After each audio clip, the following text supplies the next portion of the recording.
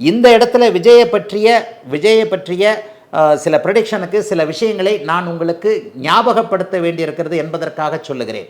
அதாவது ரஜினி அவர்களுடைய ஜாதகத்தை, ஏன்னா ஒரு மிக மிக முக்கியமான சூழ்நிலையில் ரஜினி அவர்களுடைய ஜாதகம் என்னிடம் காட்டப்பட்டது. அந்த நேரத்தில் அவருடைய அரசியல் ஆர்வத்திற்காக இல்லை, அவருடைய ஹெல்த்துக்காக காட்டப்பட்டது.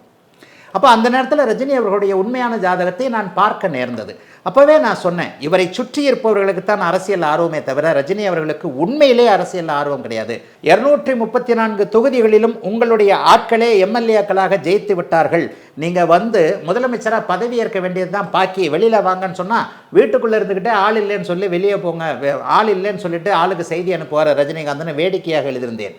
ஆக ரஜினி அவர்கள் யாரோ ஒருவரை ஒருங்கிணைப்பாளராக கொண்டு டிசம்பர் 31ஆம் தேதிக்குள் என்னுடைய கட்சியின் பெயர் அறிவிக்கப்படும் சொன்ன அடுத்த 3வது நாளே இவர் கட்சி ஆரம்பிக்க மாட்டார்னு வீடியோ போட்ட வேணாம்.